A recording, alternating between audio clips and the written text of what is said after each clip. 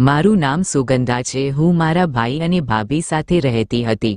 હું 23 વર્ષની હતી। હું મારા માતા પિતાને ખૂબ જ યાદ કરતી હતી, કારણ કે તેમની હાજરી હોવા છતાં મને ક્યારેય પ્રેમની કમી નહોતી। આમ તો મારો ભાઈ પણ મને ખૂબ પ્રેમ કરતો હતો। મારા ભાઈનું નામ અંકિત હતું। હું તેના કરતાં 4 વર્ષ નાની હતી, પણ મારી ભાભી જ્યારથી ઘરે આવી ત્યારે તેને મારા અને મારા ભાઈ વચ્ચેના પ્રેમની ખૂબ જ ઈર્ષ્યા થતી હતી। ભાઈ શરૂઆતથી જ મારી દરેક ઈચ્છા પૂરી કરતા હતા।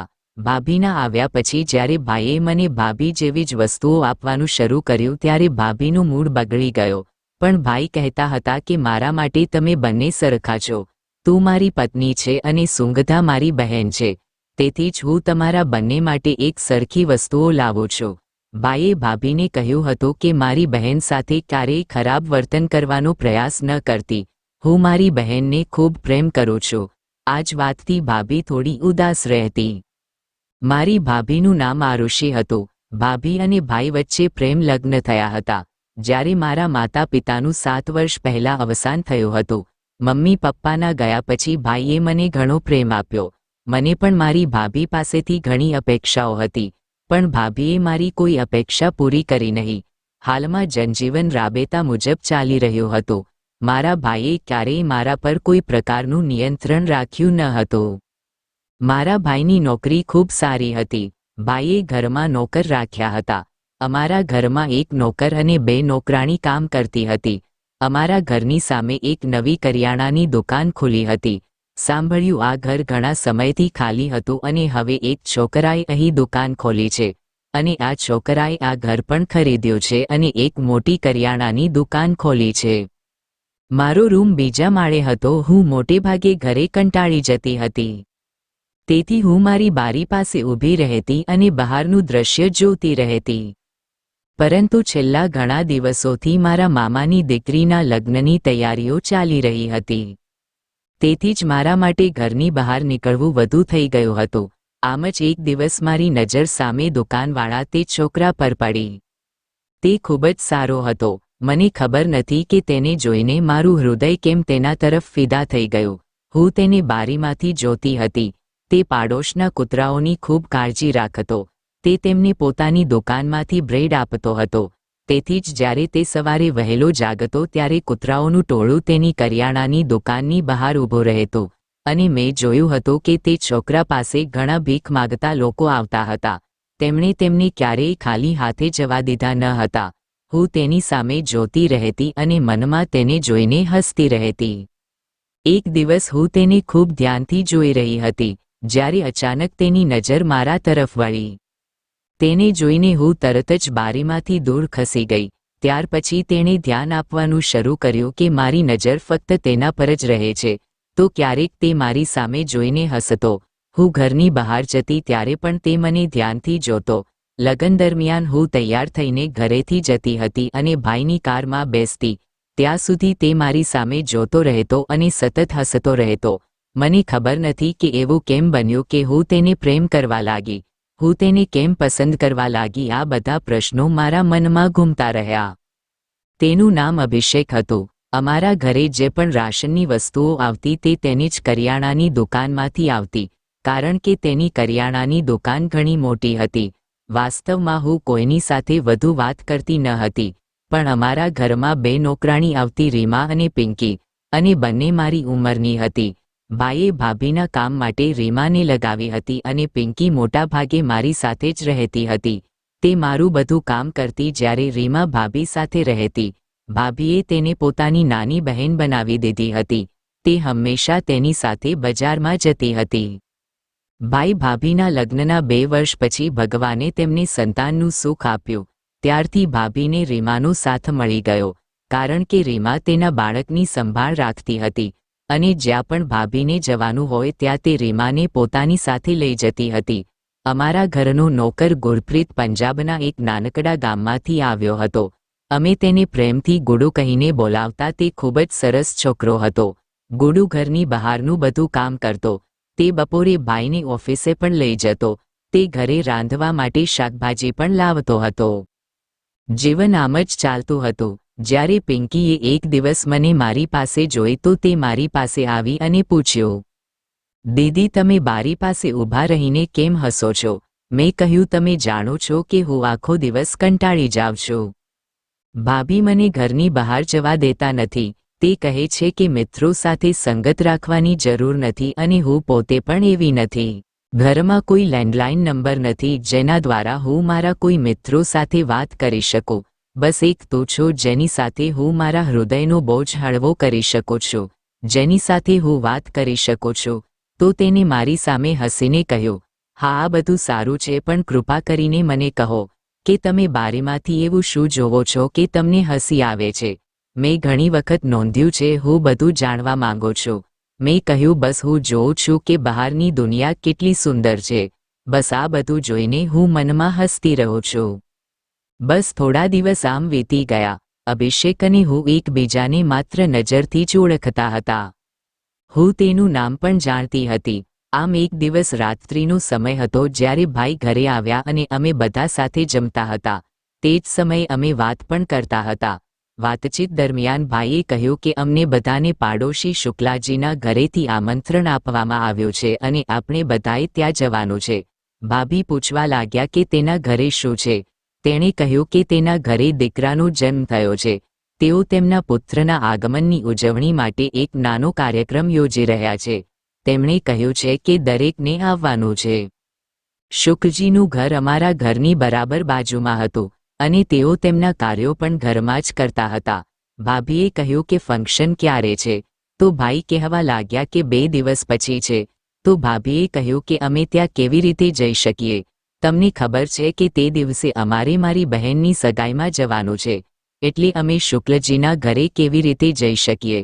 ભાઈએ હાથ રોક્યા અને આગળ શું થશે તે વિચારવા લાગ્યા. શુક્લજીના ઘરે જવું પણ જરૂરી છે, છેવટે તે અમારા પાડોશી છે અને ભાભીની બહેનની સગાઈમાં હાજરી આપવી જરૂરી છે, છેવટે તે ભાઈની સાળી છે. ભાઈ આ વિચારી રહ્યા હતા એટલામાં ભાભીએ ભાઈને કહ્યું કે તમે આટલું બધું કેમ વિચારો છો? મારે મારી બહેનની સગાઈમાં જવું છે અને તમારે પણ મારી સાથે આવવાનું છે.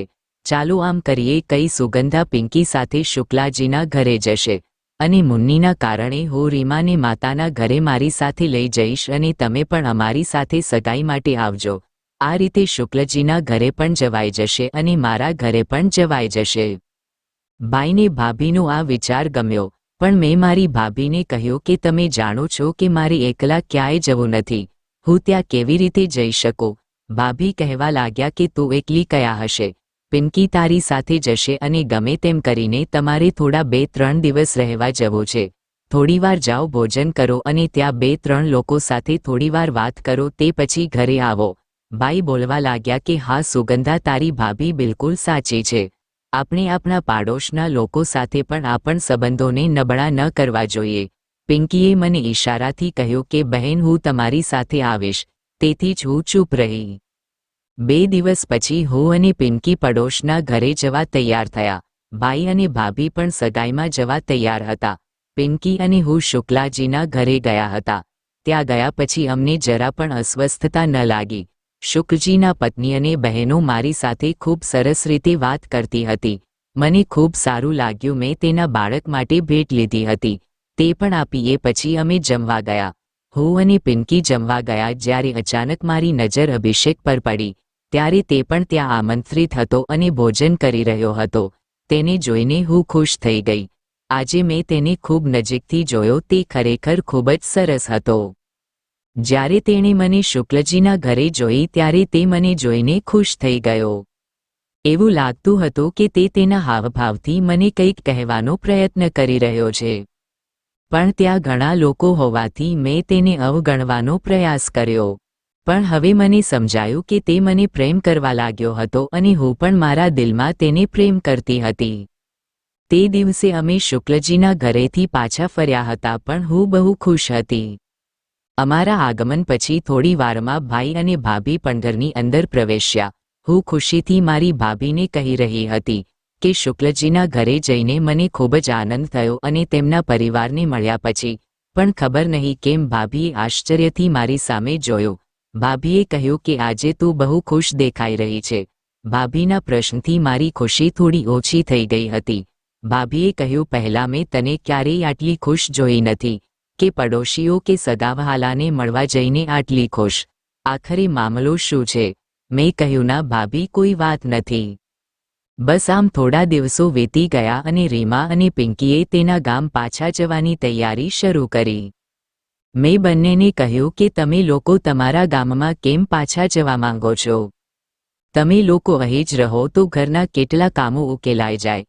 તે કહેવા લાગી કે બહેન, તમે કોઈ બીજાને નોકરીએ રાખજો. રીમા અને પિંકી એક જ ગામના રહેવાસી હતા. રીમાનો સંબંધ ફાઇનલ થઈ ગયો. બંને બાળપણના મિત્રો હોવાથી રીમાના કારણે પિંકી અહીં કામ કરતી હતી. પણ હવે પિંકીએ રીમા સાથે જવાનું નક્કી કર્યું હતું, કારણ કે બંને અહીં સાથે આવ્યા હતા. ભાભીએ પણ બંનેને રોકવાનો પ્રયાસ કર્યો હતો, પરંતુ પિંકી અહીં એકલી રહેવા માંગતી ન હતી. બંનેએ ભાઈ પાસેથી પગાર લીધો, સામાન પેક કર્યો અને પોતાના ગામ પાછા ગયા. અહીં ઘરે હું પિંકી વિના ખૂબ જ એકલતા અનુભવતી હતી. હવે હું એકલી રૂમમાં બેસી રહેતી અને મારું ધ્યાન વારંવાર અભિષેક તરફ જતો રહેતો. ઘણીવાર ભાભી પણ રૂમમાં આવીને મને કોઈ કામ માટે બોલાવે એટલે હું અભિષેકના વિચારોમાં ખોવાયેલી હોતી. તે કહેતી, તને શું થયું છે? એકલા બેસીને તું ક્યાં ખોવાઈ જાય છે? મેં કહ્યું, ભાભી શું થયું? તેણીએ કહેવાનું શરૂ કર્યું કે મેં તેને ચા બનાવવાનું કહ્યું હતું. હું પણ પીવું અને તમે પણ પી શકો. અને તે બે છોકરીઓ ગઈ છે ત્યારથી ઘરના કામમાં મોટી સમસ્યા થઈ રહી છે. મેં કહ્યું, ઓકે હું ચા બનાવું છું. પણ ભાભીએ મારો હાથ પકડ્યો અને મને રોકવા લાગી. તેણીએ કહ્યું, હવે પહેલાં મને કહો કે તમે ક્યાં ખોવાઈ ગયા છો? મેં મારી ભાભીને ટાળવાનો ખૂબ પ્રયાસ કર્યો તો તે કહેવા લાગી, સુગંધા જુઓ, હું તને તારી મોટી બહેન કહું છું, કારણ કે મેં તને હંમેશા મારી નાની બહેન કહી છે. તમે મારા માટે મારી સગી બહેન છો. જો કંઈ પણ તમને પરેશાન કરી રહ્યું છે અથવા જો તમે મૂંઝવણમાં છો તો તમે તેને મારી સાથે શેર કરી શકો છો. કદાચ હું તમને મદદ કરી શકું, કારણ કે જ્યારથી તમે શુક્લજીના ઘરેથી આવ્યા છો તમારા વિચારો મને ખૂબ જ અલગ લાગે છે. શુક્લજીના ઘરે એવું શું થયું હતું? તો ભાભી મારી નજીક આવ્યા અને તેઓએ મારો હાથ પકડ્યો. મેં કહ્યું, હા ભાભી, કેમ નહીં, ચોક્કસ તમે મારા માટે મારી મોટી બહેન જેવા છો. જે હશે તે હું તમને ચોક્કસ કહીશ. મેં પણ મારી ભાભીના હાથને જોરથી પકડીને આ કહ્યું. તે પછી હું રસોડામાં ગઈ અને ભાભી અને મારા માટે ચા તૈયાર કરી. મેં જોયું તો ગોડુ ભૈયા પણ દરવાજા પાસે બેઠા હતા. મેં તેને પણ ચાનો કપ આપ્યો. હવે માત્ર ભાભી અને હું રસોડામાં કામ કરતા હતા. ભાભીએ ભાઈને કહ્યું હતું, નોકરાણી માટે વ્યવસ્થા કરો અને દર વખતની જેમ 2 નોકરાણી હોવી જોઈએ, કારણ કે ઘરનું ઘણું કામ છે અને તેના પુત્રની કાળજી લેવા માટે ભાભીને એક અલગ નોકરાણીની પણ જરૂરી હતી. પણ અત્યારે નોકરાણીની વ્યવસ્થા કરવી શક્ય ન હતી, એટલે ભાભી અને મારે ઘરના બધા કામ એક સાથે કરવા પડતા. હું ચૂપચાપ ઘરનું કામ કરતી, પણ ભાભી કામ કરતી વખતે બહુ ગુસ્સે થઈ જતી. હું હવે મારી ભાભીથી ડરતી હતી, કારણ કે હવે ભાભીનું ધ્યાન ફરી મારા તરફ હતું. ભાભી મને ઘણી બધી વાતો કહેતા હતા. તેમજ તે કહેતી હતી કે મેં તને ઘણીવાર કહ્યું છે, જો તમે કોઈ કારણસર પરેશાન હોવ તો તમે મને કહી શકો છો. પણ ના, તમે કોના વિચારોમાં ખોવાયેલા રહો છો અને કામ બગાડતા રહો છો. હવે હું હારી ગઈ હતી અને મેં મારી ભાભીને કહ્યું કે મારે તમારી સાથે કોઈ અગત્યની વાત કરવી છે. કંઈક વિચારીને મેં મારી ભાભીને કહ્યું. મેં વિચાર્યું કે હવે સમય આવી ગયો છે કે મારે ભાભીને બધું કહેવું જોઈએ. તેથી મેં મારી ભાભીને મારી પસંદગી વિશે બધું કહ્યું, પરંતુ મને ખબર નહોતી કે તે મારા જીવનની સૌથી મોટી ભૂલ હશે. ભાભી કહેવા લાગી, હા બોલો, શું વાત છે? ભાભી કદાચ આની રાહ જોઈ રહ્યા હતા. મેં તેને કહ્યું, તમે પહેલા વચન આપો કે તમે ભાઈને કંઈ પણ કહેશો નહીં. મેં મારી ભાભી સાથે વાત કરી તો ભાભી કહેવા લાગી કે જો તમને મારા પર વિશ્વાસ ન હોય તો મને ના કહો. ભાભીએ સહેજ ગુસ્સામાં આ વાત કહી અને પછી તે ઊભી થઈ અને ત્યાંથી જવા લાગી. પણ મેં તેનો હાથ પકડ્યો. મેં કહ્યું, ભાભી, એવું કંઈ નથી. હું તમારા પર સૌથી વધુ વિશ્વાસ કરું છું.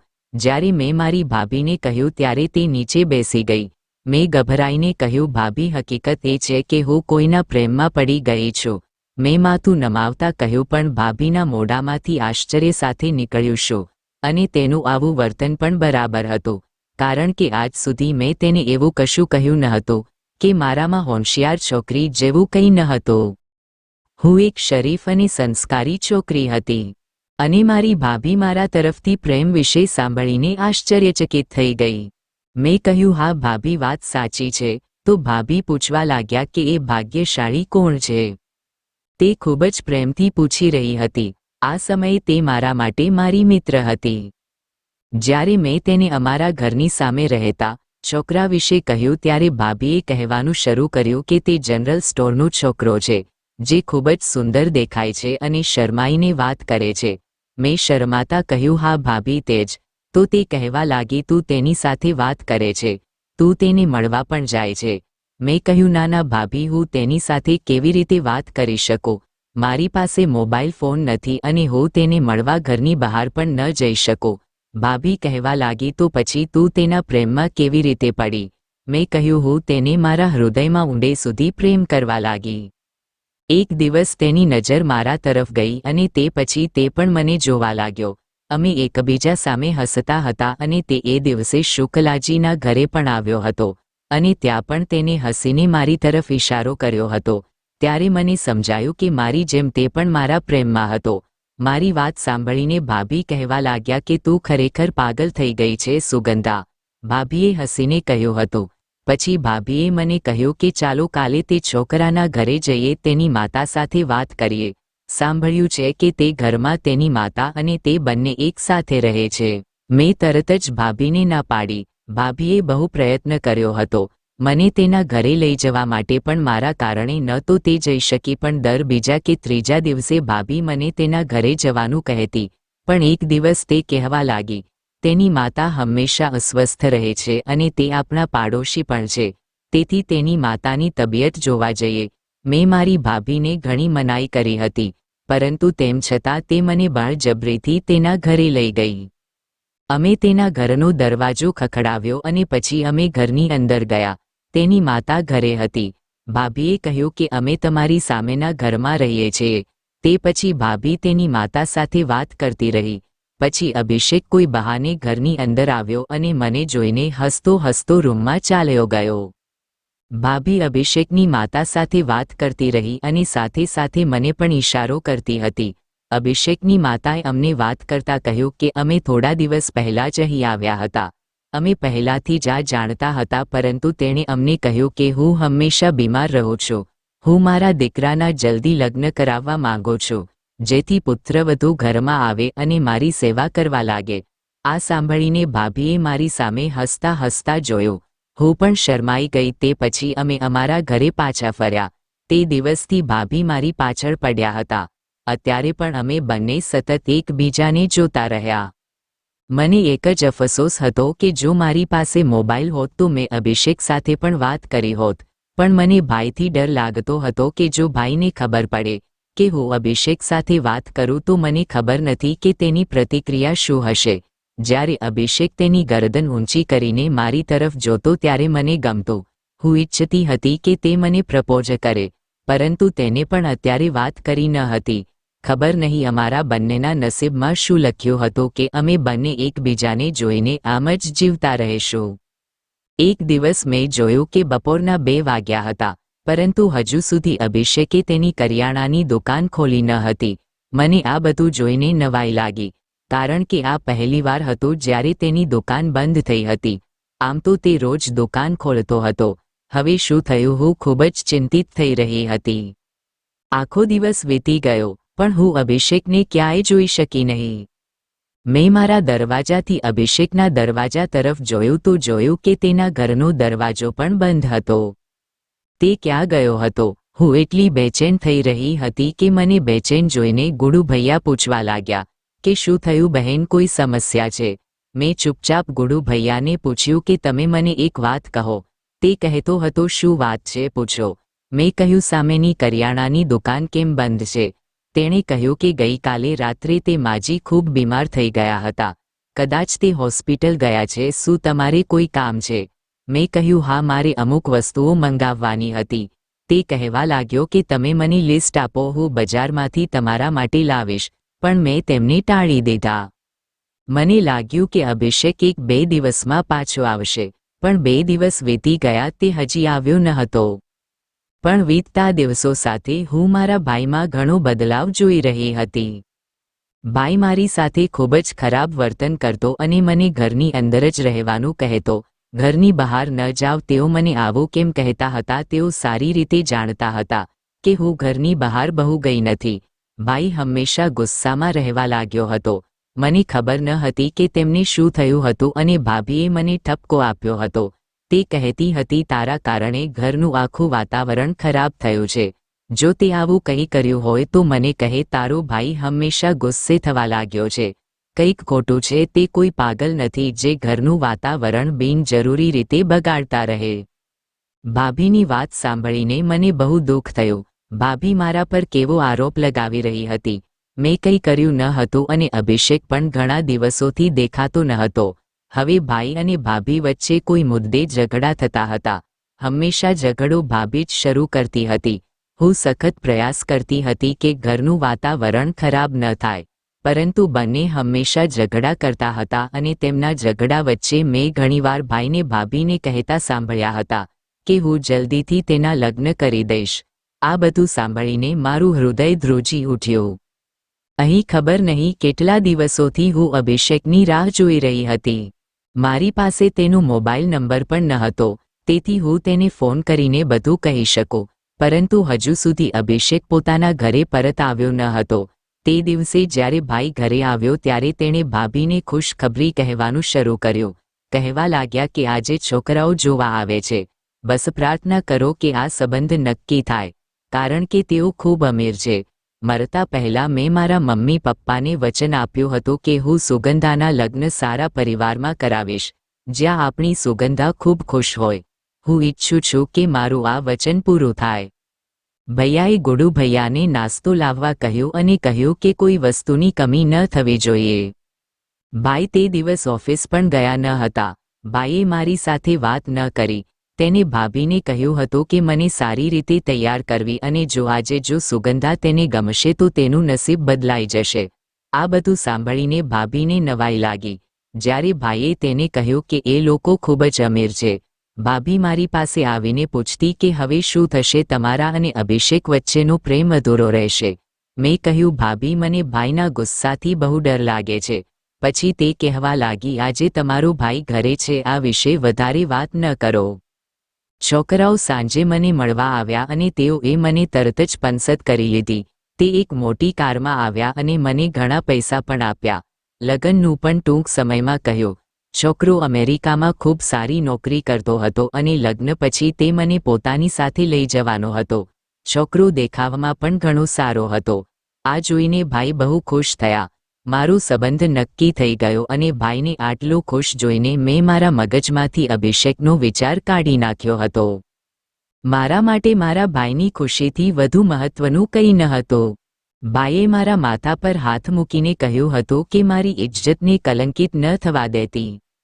હું ખુશીથી તારા લગ્ન તેની સાથે કરીશ. તે પછી તમે તમારા ઘરે જાવ ત્યાં સુધી તમે એવું કંઈ નહીં કરો જેનાથી મારું નામ કલંકિત થાય અને મારું માથું નીચે ઝૂકે. મને ખબર ન હતી કે ભાઈ આવું કેમ કહેતા હતા. ભાઈના ગયા પછી તરત જ ભાભી મારી પાસે આવી અને પૂછ્યું કે તમે શું કરવા જઈ રહ્યા છો? તે તારા ભાઈને તારા અને અભિષેકના પ્રેમની વાત અત્યારે કેમ ના કહી? મેં કહ્યું ભાભી મારા માટે મારા ભાઈની ખુશીથી વધુ મહત્વનું બીજું કંઈ નથી. હું મારા ભાઈનું માથું નીચે કરવા માંગતી નથી.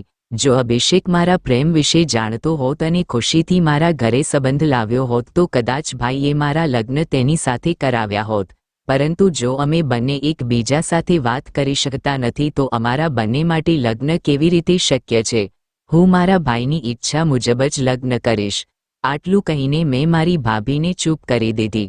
પરંતુ ભાભી મને વારંવાર અભિષેકના પ્રત્યેના પ્રેમ વિશે કહેતી હતી, પણ મેં મારી ભાભીને ના પાડી દીધી હતી અને કહ્યું હતું કે હું લગ્ન કરવા તૈયાર છું. મારા લગ્ન 1 મહિના પછી નક્કી થયા હતા, પણ બીજા જ અઠવાડિયે હું જેની સાથે રિલેશનશિપમાં હતી તેને અમેરિકા જવાનું થયું. તેના પરિવારના સભ્યો આવ્યા અને કહ્યું કે અમે અમારી પુત્ર વધુને સાદી રીતે અમારા ઘરે લઈ જઈશું, કારણ કે અમારો પુત્ર તેની પત્ની સાથે અમેરિકા જવા માંગે છે. તેથી અમે તેમના લગ્નમાં વિલંબ કરી શકીએ નહીં. બાઈને પણ આની સામે કોઈ વાંધો ન હતો, પણ ભાભી વારંવાર મને આ સંબંધનું ના પાડવાનું કહેતી હતી, પણ મેં તેની વાત સાંભળી નહીં. બાઈ અને ગુડુ ભૈયાએ મળીને ઘરે ઝડપથી બધી તૈયારી કરી લીધી હતી. મારા લગ્ન 2 દિવસમાં નક્કી કરવામાં આવ્યા હતા, પરંતુ મારા લગ્નની એક રાત પહેલા ગુડુ ભૈયા અચાનક ક્યાંક ગાયબ થઈ ગયા.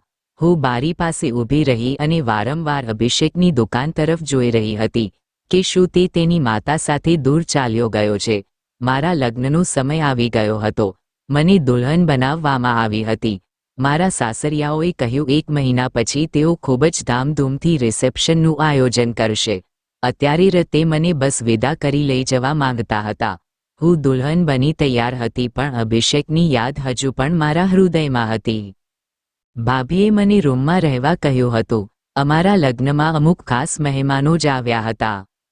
ભાભી મને પોતાની સાથે બહાર લઈ આવ્યા હતા. ત્યાં ઘણા લોકો હાજર હતા.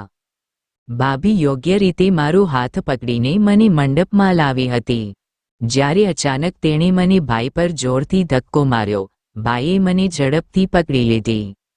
ભાઈએ કહ્યું, આ કેવું વર્તન છે અને તમે શું કરો છો? બધા મહેમાનો મારી સામે ધ્યાનથી જોવા લાગ્યા.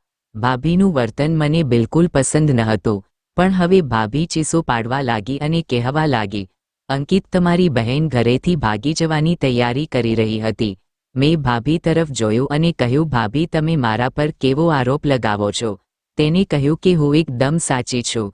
તેણે કહ્યું, અંકિત, મારી સાથે રૂમમાં આવો. આજે હું તમને તમારી સીધી બહેનની વાસ્તવિકતા કહીશ.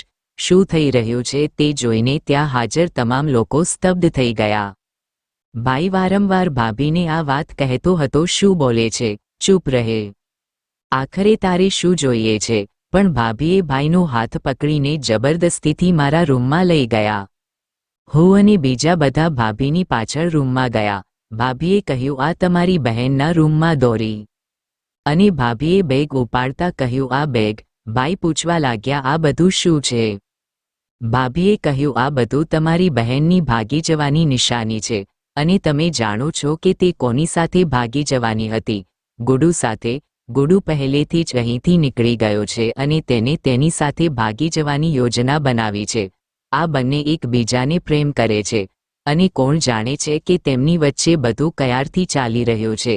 તમારી બહેન ઘણા સમયથી મારી આંખમાં ધૂળ નાખી રહી છે, પરંતુ આજે જ્યારે મેં તેને આ વસ્તુઓથી ભરેલી બેગ તૈયાર કરતા જોઈ, ત્યારે હું સમજી ગઈ કે બદનામીનો અંધકાર આપણા સુધી પહોંચવાનો છે. હું ભાઈને સમજાવવાનો પ્રયત્ન કરી રહી હતી કે ભાભી ખોટું બોલે છે.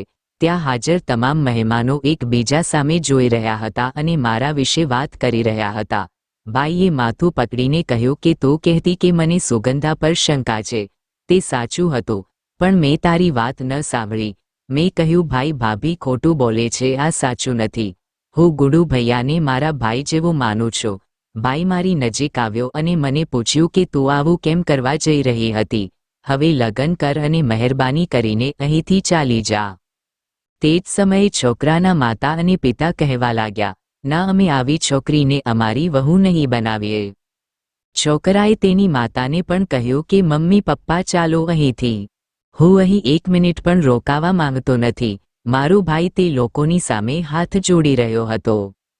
પરંતુ તે લોકોએ ભાઈની વાત ન માની અને મારા વિશે ખરાબ વાતો કરીને ત્યાંથી ચાલ્યા ગયા.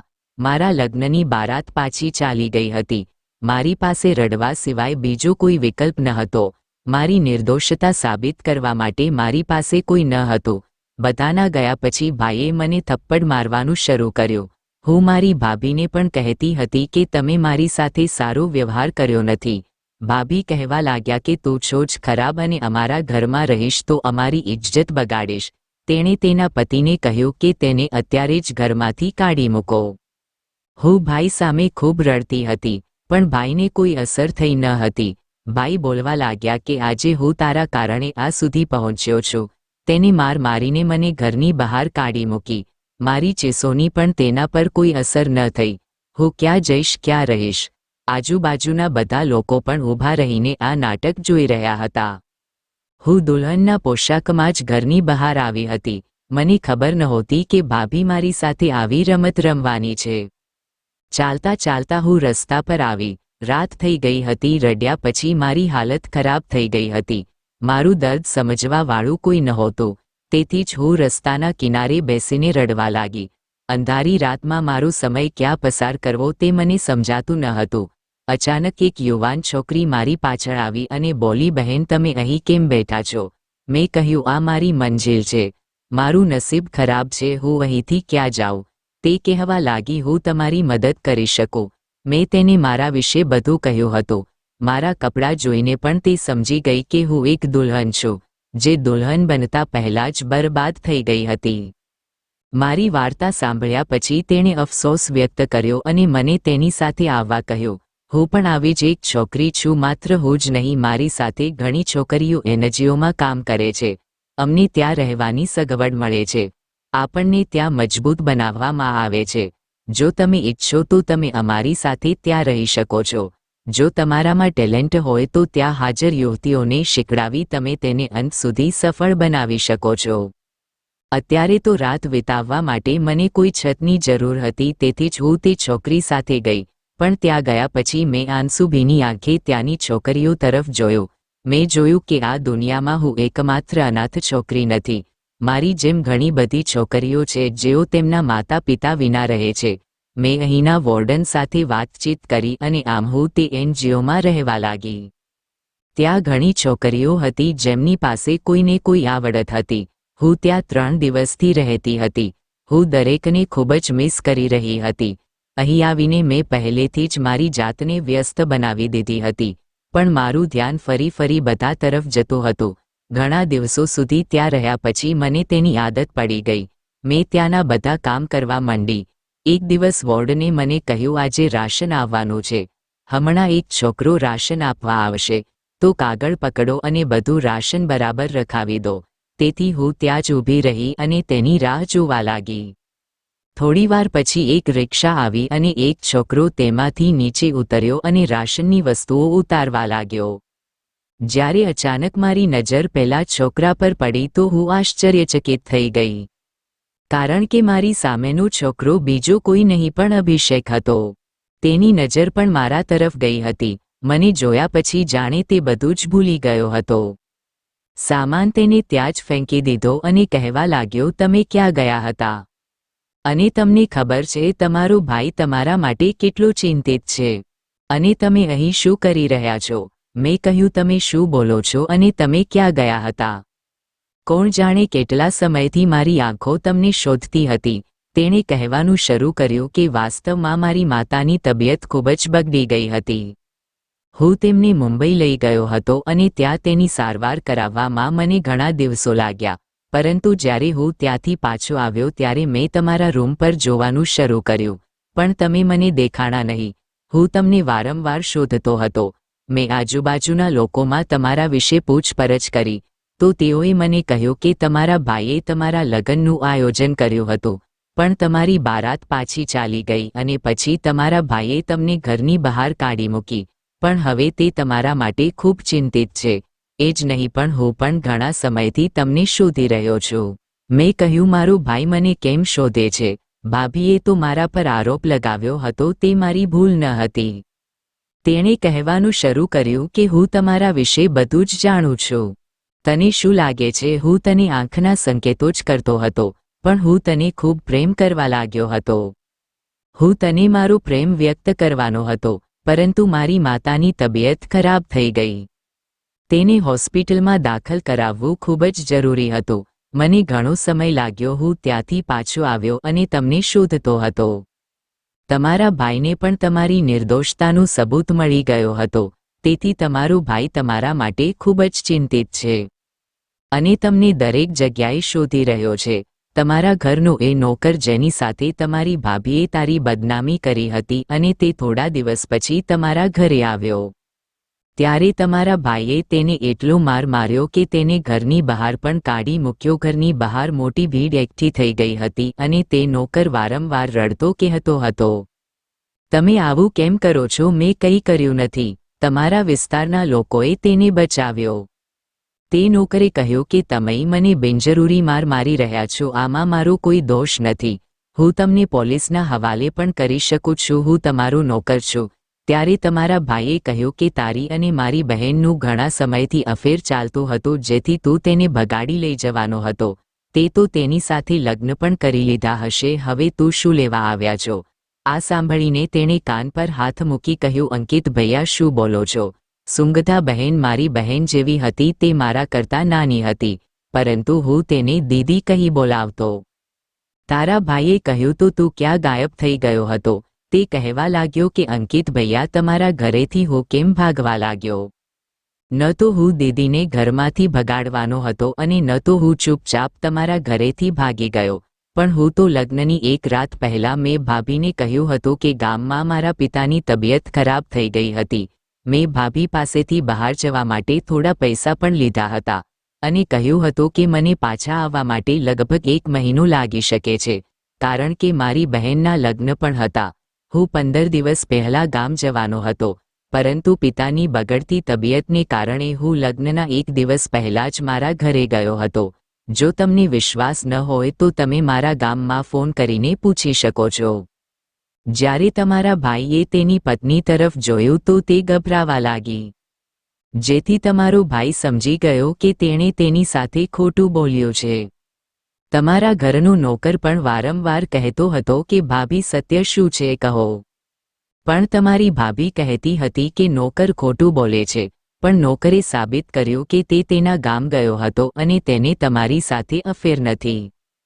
તમારો ભાઈ માથું પકડીને બેસી ગયો અને રડવા લાગ્યો અને બોલ્યો, આ દગાબાજ સ્ત્રીને કારણે મેં મારી બહેનને ઘરમાંથી કાઢી મૂકી. તમારા ભાઈએ તમારી ભાભીના મોઢા પર થપ્પડ મારીને તેણીએ આવું કેમ કર્યું તેમ પૂછ્યું. તારી ભાભીએ આખું સત્ય જણાવી દીધું અને કહ્યું કે તે શરૂઆતથી જ તારી ઈર્ષ્યા કરતી હતી. શા માટે તમારા ભાઈએ તમને આટલો પ્રેમ કર્યો અને પછી તારો અમીર પરિવારમાંથી સંબંધ આવ્યો તો તેને વધુ ઈર્ષ્યા થવા લાગી. આખો વિસ્તાર આ બધું સાંભળી રહ્યો હતો અને આ રીતે વિસ્તારના લોકો પણ તમારી ભાભી વિશે ખરાબ બોલવા લાગ્યા. ત્યારથી તમારો ભાઈ તમને શોધવા નીકળી પડ્યો. તે તમને શોધી રહ્યો છે અને હું પણ ઘણા સમયથી તમને શોધી રહ્યો છું, કારણ કે હું માત્ર તને પ્રેમ કરું છું. કૃપા કરીને મારી સાથે તમારા ઘરે આવો અને તમારા ભાઈને માફ કરો. આજે અભિષેક મારી નજર સામે ઊભા હતો. તે મારા પ્રત્યેનો પ્રેમ વ્યક્ત કરી રહ્યો હતો. અભિષેક મને તેની સાથે મારા ઘરે લાવ્યો હતો. જ્યારે મારા ભાઈને ખબર પડી કે હું ઘરે પાછી આવી તો તેની ખુશીની કોઈ સીમા નહોતી.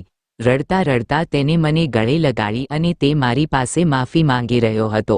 ભાભી પણ મારી પાસે માફી માંગી રહી હતી. મેં તે બંનેને માફ કરી દીધા હતા. ભાઈને પોતાની ભૂલ બદલ ખૂબ પસ્તાવો થઈ રહ્યો હતો.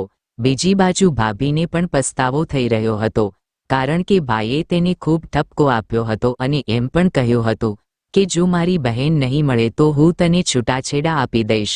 આ વાતથી ભાભી બહુ ડરી ગયા. ભાભીને હંમેશા લાગતું કે ભાઈ મને વધારે મહત્વ આપે છે, એટલા માટે તેણે અમારા ભાઈ અને બહેન વચ્ચે અણબનાવ સર્જ્યો અને મારા પર મારા જ ઘરના નોકર સાથે સંબંધ હોવાનો આરોપ લગાવ્યો. ભાભી પોતાની ભૂલો માટે માફી માંગી હતી. અભિષેકે ભાઈને કહ્યું હતું કે હું તમારી બહેનને પ્રેમ કરું છું. ભાઈ માટે સૌથી મોટી ખુશી એ હતી કે હું પાછો ફર્યો, તેથી જ તેને અભિષેકની વાતનું ખરાબ ન લાગ્યું. થોડા દિવસો પછી અભિષેક તેની માતા સાથે સંબંધને લઈને મારા ઘરે આવ્યો. ભાઈએ તેની સાથેના મારા સંબંધની સ્વીકારી લીધો. ભૈયા ભાભીએ ગુડુ ભૈયા સાથે શરમ પણ વ્યક્ત કરી હતી અને તેમની પાસે પણ માફી માંગી હતી. થોડા દિવસો પછી મેં અભિષેક સાથે લગ્ન કર્યા. ભાભી જે કરવા માંગતા હતા તે સફળ ન થયા. તેણે મારા વિશ્વાસનો લાભ લીધો. તેણે મારા હૃદયનું રહસ્ય જાણીને તેણે મારા ભાઈને મારી વિરુદ્ધ ઉશ્કેર્યો. પરંતુ સત્ય ક્યારેય છુપાયેલું રહેતું નથી. એક યા બીજા દિવસે તે બધાની સામે આવી જાય છે. તો મિત્રો, આજની કહાની તમને કેવી લાગી? કોમેન્ટ કરીને અવશ્ય જણાવજો. અને હા મિત્રો, જો તમને અમારો વિડીયો પસંદ આવ્યો હોય તો વિડીયોને લાઇક કરી તેમજ ચેનલને સબસ્ક્રાઇબ કરી દેજો, જેથી કરીને અમારા દરેક વિડીયો તમે જોઈ શકો. તો દર્શક મિત્રો, ફરી મળીશું એક નવા વિડીયો સાથે. ત્યાં સુધી બધા મિત્રોને જય માતાજી, જય દ્વારકાધીશ.